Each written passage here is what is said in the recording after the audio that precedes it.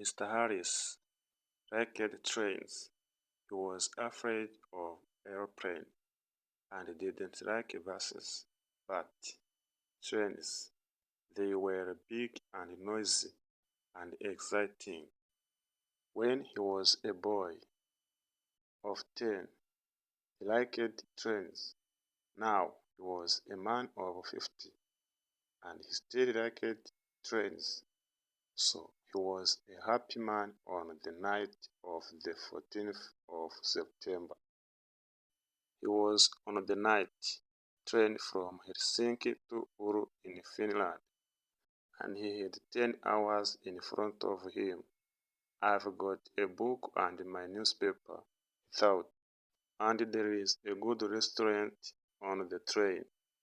And then I've got 2 weeks holiday with my Finnish friends in Oulu. There weren't many people on the train, and nobody came into Mr. Harris' carriage. He was happy about that. Most people on the train slept through the night, but Mr. Harris liked to look out of the window and to read and think. After dinner in the restaurant, Mr. Harris came back to his carriage, and he sat in his seat next to the window for an hour or two.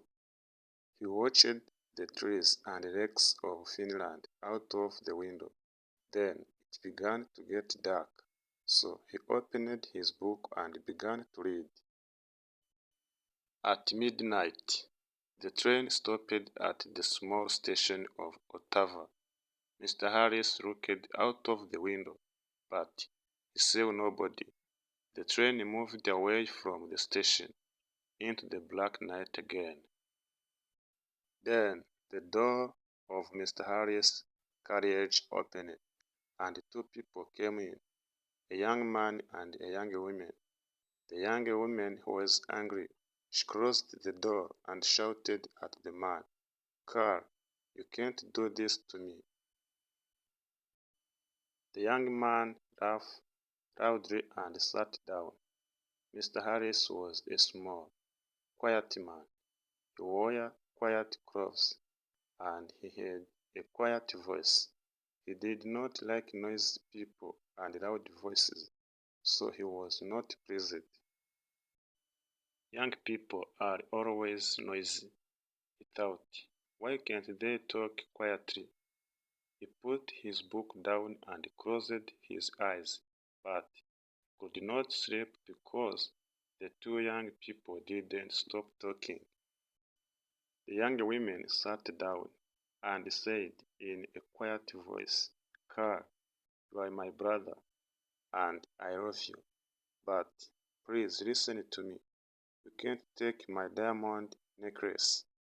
Give it back to me now, please." Carl smiled.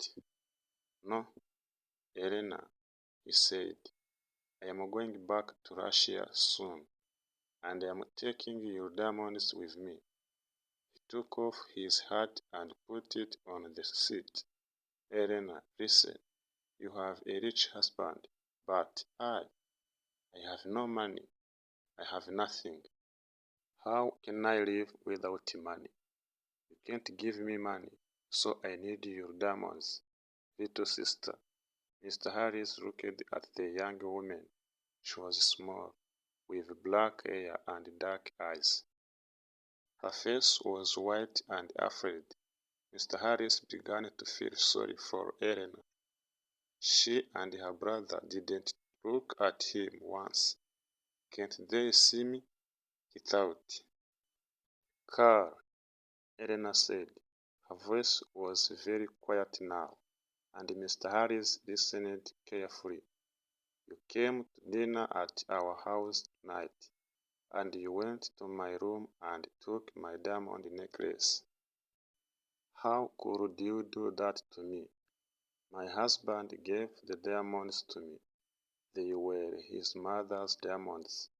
Before that, he is going to be very, very angry, and I am afraid of him." Her brother laughed. He put his hand in his pocket, then took it out again and opened it slowly. The diamond necklace in his hand was very beautiful. Mr. Harris stared at it for a minute or two. Nobody moved, and it was quiet in the carriage. There was only the noise of the train, and it went quickly on through the dark, cold night.